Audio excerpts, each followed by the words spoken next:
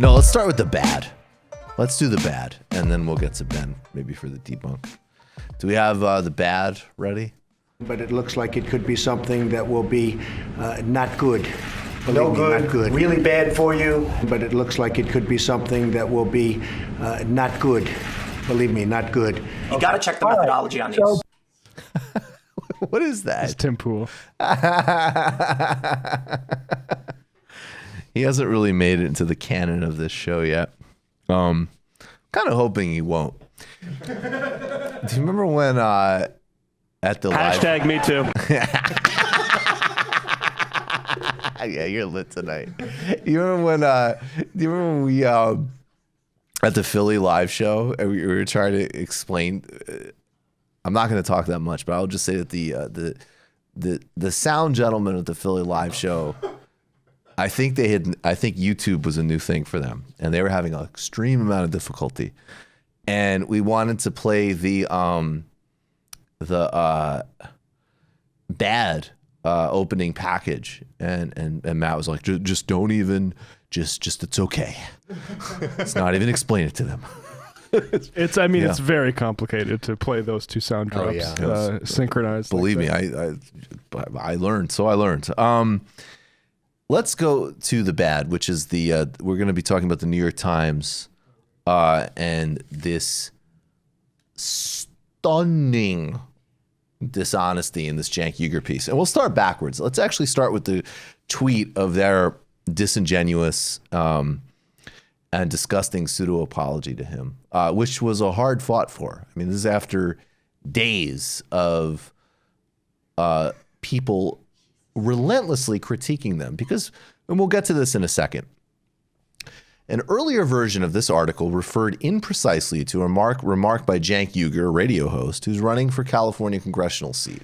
When David Duke, the white supremacist, appeared on his show and denied being racist, Mr. Uygur replied sarcastically when he said, no, of course not. Now, the original piece literally just said, after David Duke said that, Cenk said, no, of course not, without any context. I mean, that is, there's two explanations for this. One is that secretly and stealthily, the editorial staff and reporters like Jennifer Medina for the New York Times are actually the dumbest people on earth. They are unfit to report for a high school newspaper, and even saying unfit to report for a high school newspaper is an insult to high school newspapers. They don't understand the English language. They don't understand irony. They don't understand humor. They don't understand anything. I wouldn't even say context because I doubt they would understand the word. And New York Times is actually some type of secret feeding factory for people who are unable to perform basic thought functions or research. However, they were able to dig up clips for other parts of the article of out of context, dumb banter. But they could not find a more recent clip of a full interview where Cenk dunked on and embarrassed David Duke. They weren't able to find that. I have no doubt in my mind, as Anna Kasparian, and please watch Anna on the Young Turks, she did such an amazing job on this, that the New York Times distortion was intentional and malicious. That's certainly my opinion. I cannot not believe that it was intentional and malicious, because if I don't think it's intentional and malicious, then I have to think that on top of everything else we are dealing with, then the New York Times is staffed by the dumbest people in the history of the planet. And I'm actually not ready to take that one on right now. This is Cenk and David Duke. Let's play this yet again. And I'm going to discuss the broader implications of this. I was on the Hill the other day with Crystal Ball and Sagar talking about how this fits into a larger picture. But first, a reminder for everybody what the Times did to Cenk. Name me one anti-Semitic person. I say that you can't. The Jewish organized David, how can you think you're not anti-Semitic? How could you possibly think that you think the Jews control the world? That's anti-Semitism 101. I'll give you another quotation. Kagan is on the Supreme Court, but so is Sotomayor, and she's definitely not Jewish. She's Latina. I mean, Kagan made it onto the Supreme Court, but so is Sotomayor. Those are two picks by Obama. Sotomayor, clearly not Jewish. In fact, what is it? I think 7 out of the 9 justices are Catholic. Oh my God, the Catholics have taken over the Supreme Court. Watch out, David. Watch out. It's the Catholics that are the problem. But then you've got the Koch brothers who buy all these politicians. They're not Jewish. How does that fit into your conspiracy theory? That's not So, me. I mean, you keep saying Goldman Sachs, but before Blankfein, the head of Goldman Sachs was Hank Paulson. Christian extraordinaire. The biggest political contributor in the country is not Sheldon Adelson. It is David and Charles Koch. They are enormously Christian. They're Christian. If you built everything, but somehow you don't have power anymore, you can't even get into the schools you built, why are you guys such losers? And then at the end, when in another part of the video, basically, Cenk is trying to end the interview. David Duke will not get off of the phone because he's desperate for attention. And Cenk is saying, and then at one point, David Duke says, I am not what you would call an anti-Semitic or a racist, something like that. I'm not what you'd call a racist. I'm not what you call a racist. And Cenk said, no, of course not. So... And it should be said. I mean, not that. I mean, it shouldn't need to be said. But he said that that was his third in a string of sarcastic comments. Right. So in order to believe it was genuine, you'd have to think, oh, he was being sarcastic about him for the surrounding 30 seconds, and then all of a sudden decide to say, oh yeah, you're not a racist though, David Dukes. I mean, it's silly. I mean, or to just watch. I mean, or to watch 30 seconds dug up by some Twitter troll account who I would suspect is actually part of a Democratic operation. Or I mean, Sally Albright seems to have some answers. Maybe she could explain why she liked. Should we put that up right now? Let's get to that later. Okay. I want to actually make 2 points about this though, because I want to actually look. Well, here's actually the point for the left. There are incredibly sleazy and dishonest people. And disinformation work is central to our politics. Don't do their job for them. Don't do COINTEL tactics for them, right? Like when it goes to the broader arc of Cenk's career or anybody's career or anybody's life, number one, there's no such thing as human perfection. Okay, this is an idea I would think anybody who's an adult would have already let go of. Secondly, people evolve and change. Thirdly, no one is perfect. And fourth, there's going to be an enormous amount of dishonesty and disinformation, and you need to. This is the other side of the spiritual stuff we were talking about earlier. There needs to be some Machiavellian stuff. You need to stay tight with your people. You need to be savvy and ruthless. Sometimes you need to apply different metrics depending on who is in or out of your circle. And the bottom line is that Cenk is running a progressive race.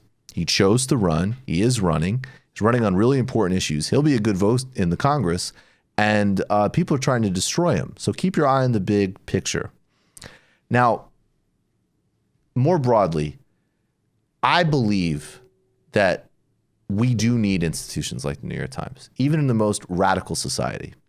You do need journalistic outlets that have credibility and have something like objectivity. I don't like that word, but you do need non-opinion driven, analytic, and investigative journalism. You actually need that. When it comes to the opinion side, the entertainment side, we win. Well, I literally have no idea why you would not be a member of this show or the Majority Report or whatever. Or, I hate listing because you always leave somebody out. The Young Turks, whatever. Many, many shows that provide entertainment, political analysis, in some cases actually some of their own very good journalism. Ken Klippenstein is leaving all of these people in the dust as an example, and Emma Vigeland.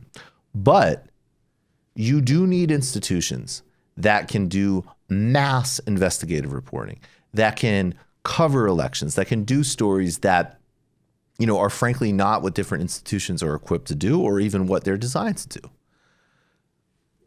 At precisely a time when there is an authoritarian upsurge in global politics and the credibility of institutions led by journalism. I mean, journalists have always been some of the most hated people in the United States, okay?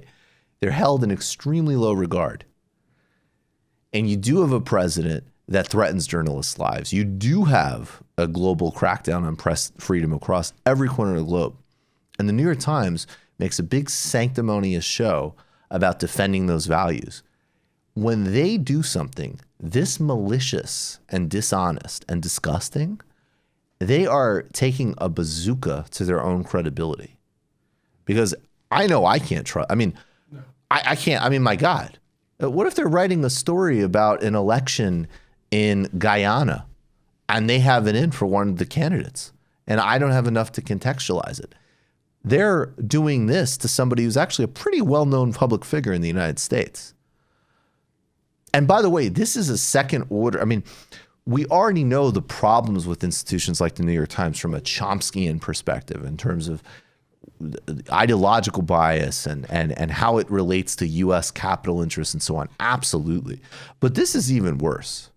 I mean, this is just a rank, pathetic inability to do what even your stated metrics are. And that endangers all of us because we actually do need some of those functions served. So I would honestly look, if I was a New York Times subscriber, I would cancel immediately. Immediately. And I would go and I would look at whether, I mean, obviously I have a bias. Of course, I think you should support independent shows like this. But I'd also look at how you could support, I don't know, a ProPublica or something. Because they, and by the way, unlike almost every other sector of journalism, they are killing it. They are exploiting a huge amount of fear and neurosis about the moment while continuing to steadily undermine their credibility while the right attacks them. Because at the end of the day, they still have a horrifying ideological axe to grind against progressive forces. And it's disgusting and it's dishonest and it's demeaning, obviously to Cenk. But also, again, look, obviously I have a bias here. Anna's a very close friend of mine. And that whole thing, in my view, is co-built. I mean, she is elemental to every aspect of that. And the smearing and the lies about how that worked undermine what she's done in every way to make that product infinitely better, as well as address and improve all aspects of that editorial. So the New York Times is killing itself. And you need to be much more Machiavellian, strategic, and tight-lipped and synchronized in a disinformation age with dishonest actors across the board. Can I just put in a shout out, sort of like, if you want to unsubscribe from the New York Times and you're in Texas and you need a really important local journalism, statewide journalism outlet, please support the Texas Observer. I mean, they really do some serious, hard-hitting reporting in a state that desperately needs it. Across the country, local journalism is dying. I just always want to throw that in there. It's one of my first things that I read every morning. Awesome. Jacobin, Tribune, I mean, plenty of places, but God, just cancel the New York Times. You just watched a Michael Brooks show video. Subscribe to get them all. Why wouldn't you? Don't be foolish. Click subscribe below and become a patron as well. Patreon.com/TMBS. Thanks, everybody.